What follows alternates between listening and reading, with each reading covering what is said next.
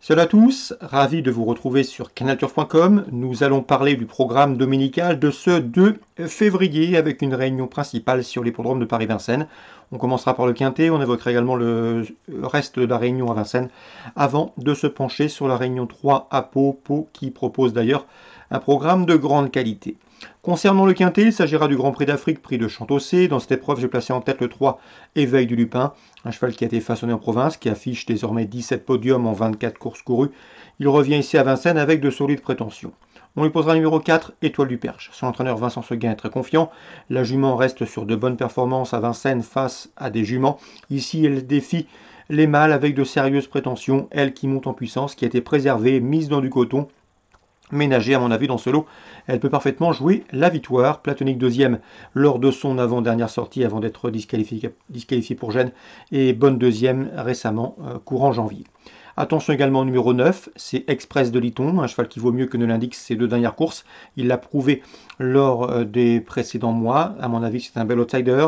Le numéro 5, Electra Win, vient de se classer 5e d'un quintet le 16 janvier où il terminait dans le sillage d'Étoile du Perche. C'est également une possibilité sérieuse pour les places. Tout comme le 12, Effigie Royale, qui devra certes rendre 25 mètres, mais qui s'est classé 3e d'un quintet le 23 janvier. Et à mon avis, dans ce lot, elle peut parfaitement intégrer le quintet gagnant. Pour les places, je me fierai du 11, Désir de Banne, qui possède un record intéressant sur ce tracé, une 12-8, soit le meilleur chrono du peloton sur ce parcours.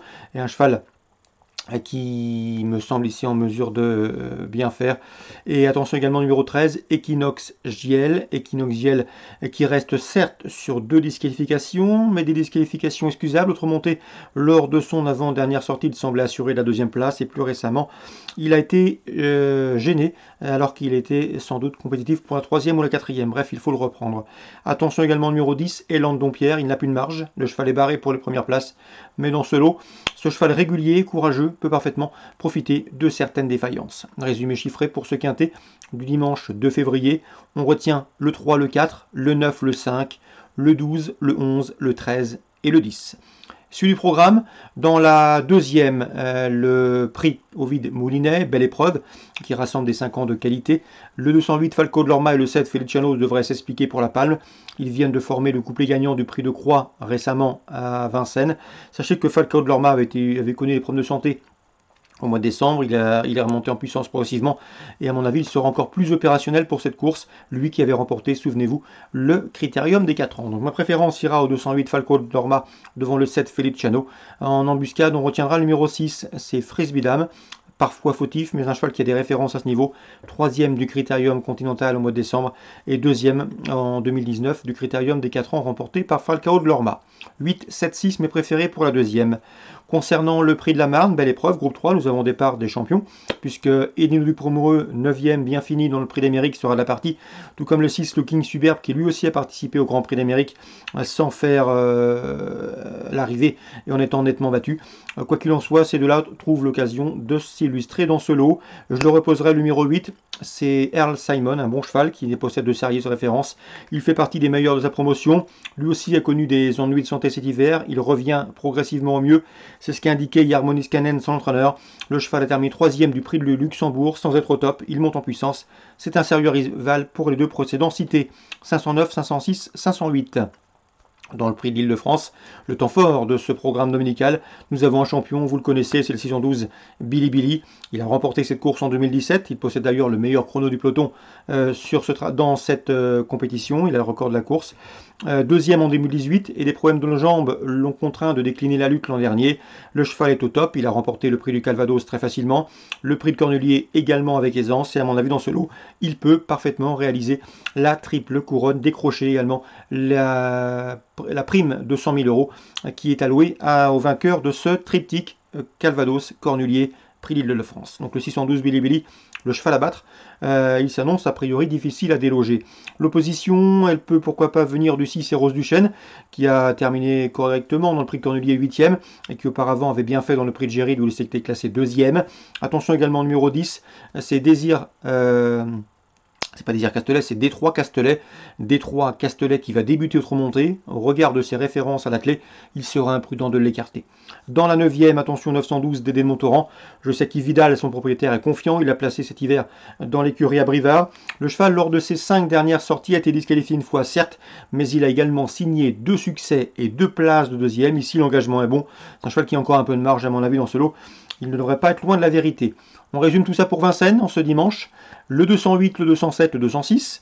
Le 9, le 6 et le 8 dans la 5e. Le 612, le 606, le 610 et le 912.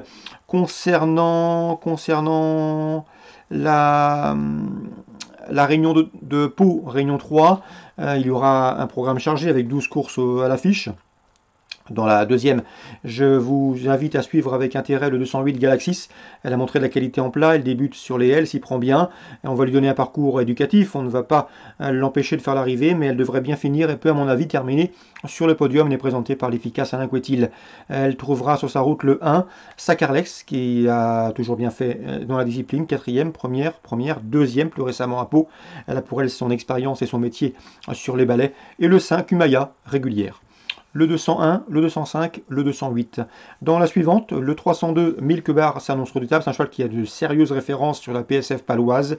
Il vient de faire l'arrivée le 14 janvier sur cette piste de Pau. À mon avis, il le retrouvera sur sa route. Le 308, Watney, qui vient de devancer sur ce parcours. 302, 308. Concernant Bertrand Lefebvre, souvenez-vous, il nous avait indiqué sa confiance avec Galant des Boulas dernièrement à Pau pour les débuts sur les obstacles de son protégé. Le cheval a répondu présent en s'imposant à Bellecote aux alentours de 10 contre 1, si ma mémoire est bonne. Le cheval est resté au mieux. Il retrouve le tracé sur lequel il vient de vaincre début janvier. À mon avis, dans ce lot, il doit pouvoir répéter. Bertrand Lefebvre effectue de nouveau un déplacement ambitieux. Le 501 Galant des Boulas. Je lui adjoindrai le 504, c'est Bitong Henry, qui monte en puissance et qui n'aurait plus tardé à s'imposer sur les obstacles. 501, 504. Dans la 133e grande course de haie de Pau, estampillée Listle Rice, attention 805, Présidente Lynn, c'est une jument de qualité. Elle est toujours présentée à bon escient par Alain Couetil. À mon avis, dans ce lot, elle constitue une rivale sérieuse pour le 803 Flossing, qui n'est autre que le tenant du titre. Il a remporté cette course l'an dernier. Hélas, ses comportements dans les préparatoires n'ont pas été des plus probants, raison pour laquelle le cheval ne part pas comme un favori tout indiqué. Et le 801 également, c'est Highway to Hell, un cheval qui possède de sérieuses références. Il a couru notamment le Grand Prix d'automne en fin d'année dernière. C'est un cheval de classe, sans doute le meilleur en classe pure. Mais attention, il n'a encore jamais couru sur les programmes de Pau. Et c'est là que le bas blesse, ce qui peut à mon avis l'empêcher de vaincre. Donc dans la 8e, je ferai le pronostic suivant, 805, 803, 801. Concernant Patrice Quinton, il aura 3 partants dans le Grand Cross, c'est la 10e. Sa préférence va au numéro 12 dans la 10e, numéro 12 d'Inquin. Le cheval arrive au top pour ce rendez-vous et l'épreuve est relativement ouverte et Patrice Quinton est assez optimiste pour un bon classement. Je ne serais pas surpris de voir ce numéro 12 à l'arrivée du trio. L'opposition, elle viendra sans doute numéro 7 des Islandes, qui reste sur une série de succès, mais attention, il n'a que 6 ans et défie ici ses aînés, des vieux cuirs plus chevronnés et plus expérimentés que lui. Dans cette 10e course également, attention numéro 8, c'est Blason d'Or qui a bien fait dans la préparatoire et qui, à mon avis, dans ce lot, était un postulant sérieux aux premières places. Donc dans la 10e, Grand Cross de Pau, attention au 7, au 8 et au 12 dans l'ordre du programme. Et enfin, dans la 12e course du programme, ma préférence ira au numéro 3, Abébiline. Le cheval a bien fait dernièrement, il ne sera pas dérangé par le profil palois, il est en forme. Et dans ce lot, il me semble bien situé pour jouer également un rôle à l'arrivée. Il y aura sans doute une cote intéressante sur ses chances. Donc dans la 12e, attention numéro 3, Abébiline, entraînement Alain Couetil. Voilà pour les nombreuses infos de ce dimanche 2 février. Excellent jeu à tous, bon week-end et on se retrouve très bientôt sur canalturf.com.